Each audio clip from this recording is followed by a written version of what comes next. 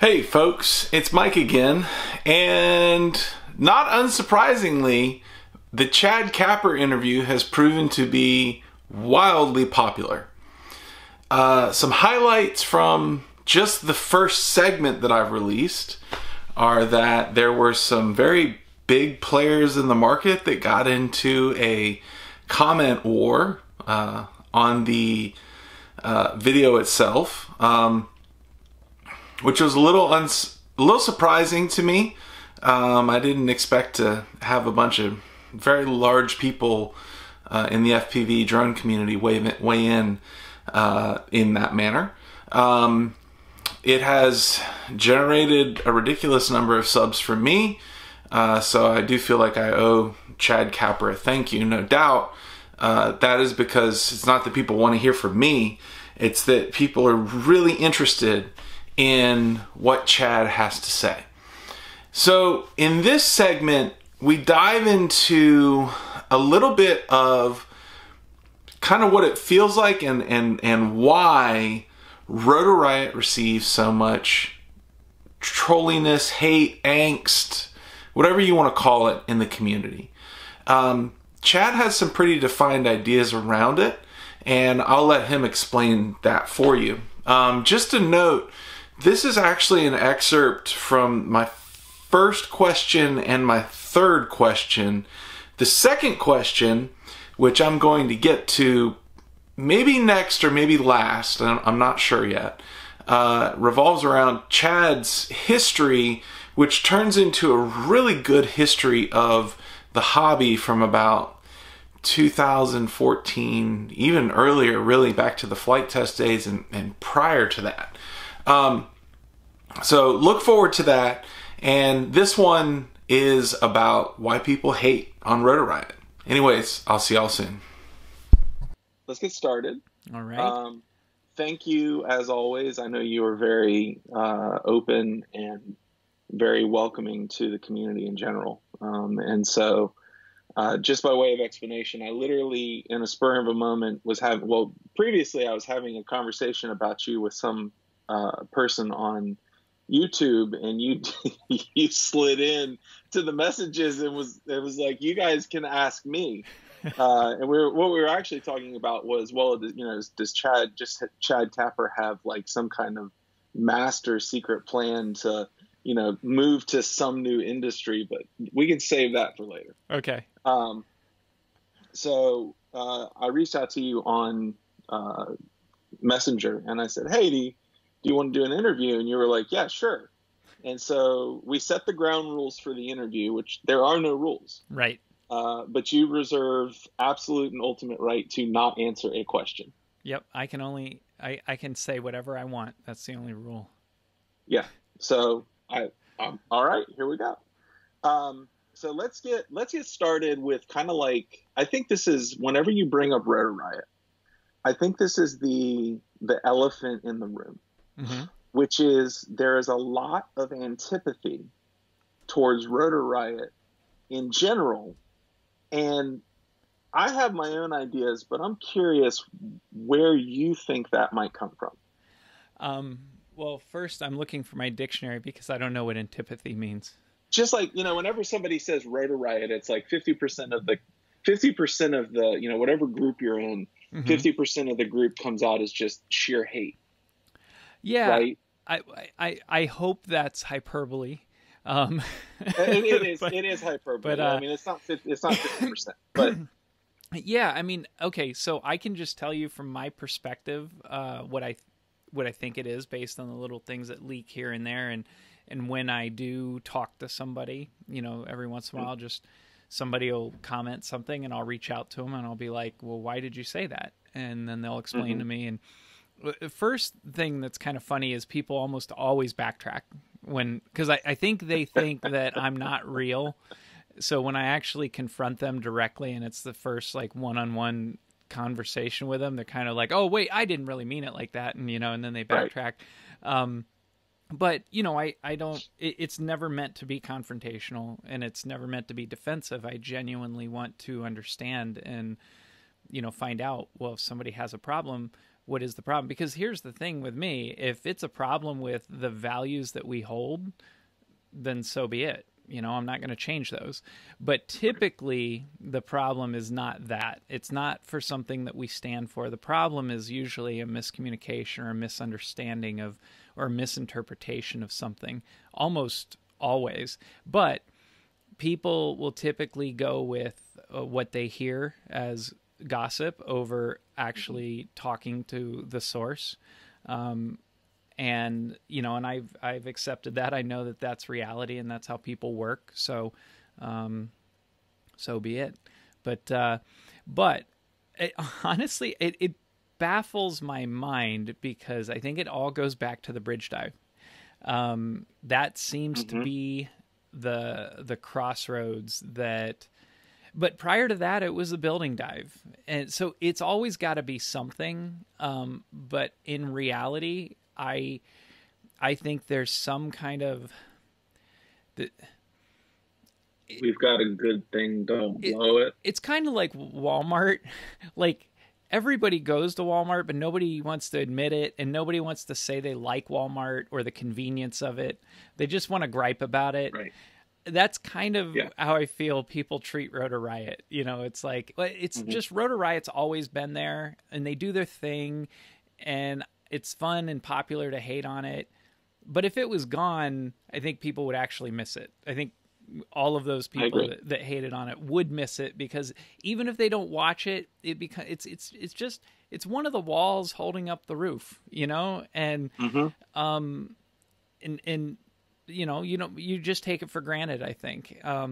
But that's fine. Like, I don't expect everybody to like it. And, you know, people are allowed to hate it, and I guess that's my take on it. Okay. So, so let me move forward just a little bit, because I've got 12 questions for you, and we're through the second one. Sorry. No, you're good. You're good.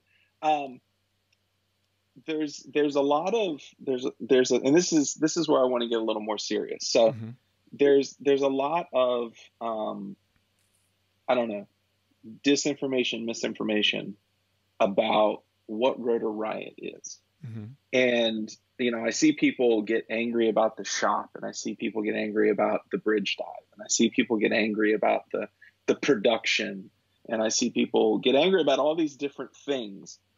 But everybody seems to be angry at like one piece of Rotor Riot, but not all of it at one time. So can you just explain briefly, what is the Rotor Riot business model? Okay, well, I guess to start, it was always to be a fly on the wall to capture this movement that I saw coming. Like I knew there was a movement coming. I called it drone racing in the beginning because that was the only term that anybody understood, but eventually it was freestyle. But freestyle didn't exist when people even were doing it.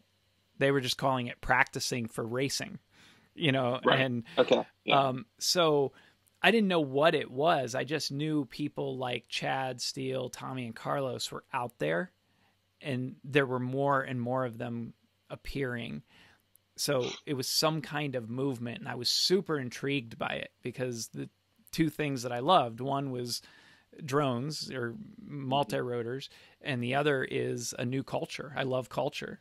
And so I wanted Rotor Riot to be on the ground floor. I wanted Rotor Riot to be the Bones Brigade of it. It's going to capture this new movement from the very inception to, what it becomes.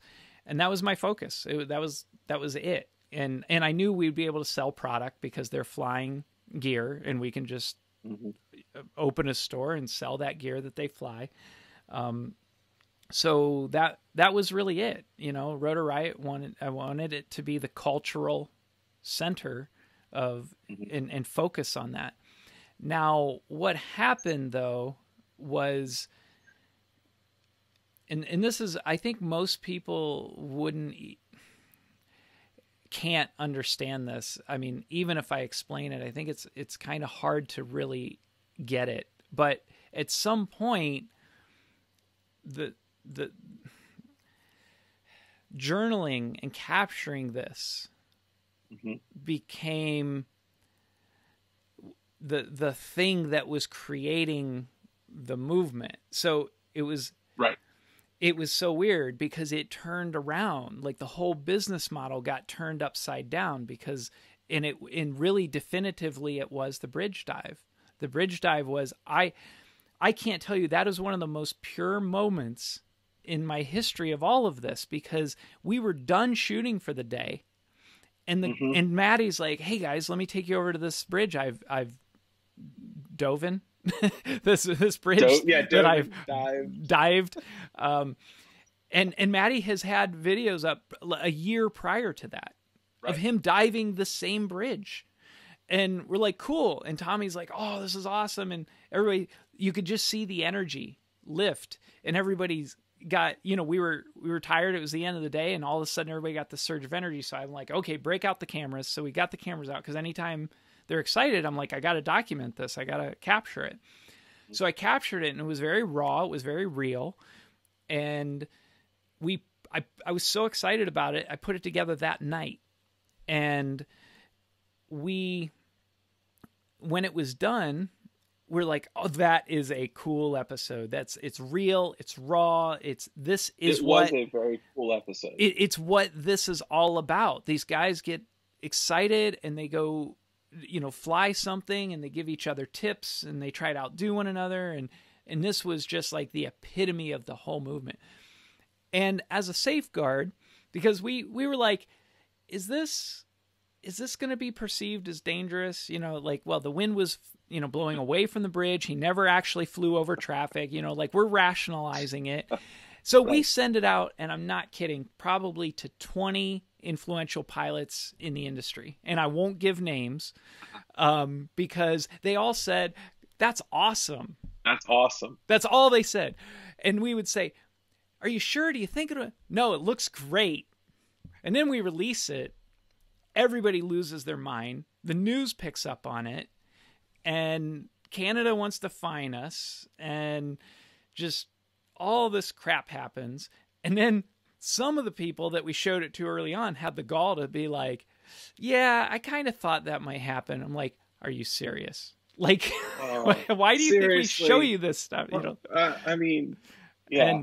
But then people start saying, "Oh, you just did it for a publicity stunt, and all this." And, you get the news and you sell. I'm like, no, it hurt our sales. It hurt our subscribers. It definitely hurt us more than it helped us. So that was a very, very difficult time. On top of looking at a $25,000 fine or more. Right. I mean, it's amazing how much chatter online was, "Oh, you guys sold out to do that." I'm like, no, I've been here since the day one. This is this culture. And I don't care if people are posting or not. There are people that this do is what this. They're doing. And this is the best display I've seen. I've met so many people, and we've traveled around the world. And it is pure. It is sincere. It is honest. And it did not make for a good business model. So you got to, at that point, I'm like, wait, am I an artist, trying to make money through retail sales? But now the art doesn't support that anymore. So what are we doing? And then, we get all these comments about, you guys are the cultural leaders. So originally I said, I expected we'd be the center of the culture, because we're exposing it and sharing it. But at some point it shifted to where we're the leaders. Like, we're setting the pace and the tone. And that's what pissed people off, is we're out there ruining the hobby. That's where actually, I think the phrase came earlier when Tommy dove the building. It was the building dive. Yeah, that was which by the way was epic and awesome, and still. No, it was. I mean, it was great. I mean, it was safe. Like, they did their proper checks, and it's just, yeah, I'm sorry. I've covered this stuff so much before. So I don't... Well, I'll tell you what, let's skip it. Okay. Because I think it's history, and it's not really, like, I watched the building dive. I watched the bridge dive. Mm-hmm. Looking at it from the perspective that you and everybody else that was there were looking at it, I don't think you made the wrong choice. Mm-hmm. It just turns out that you made the wrong choice. Yeah. Right. Like, yeah. I mean, no, that's you made a perfectly rational decision because you're professionals. None of these guys is out there flying janky equipment. Mm-hmm.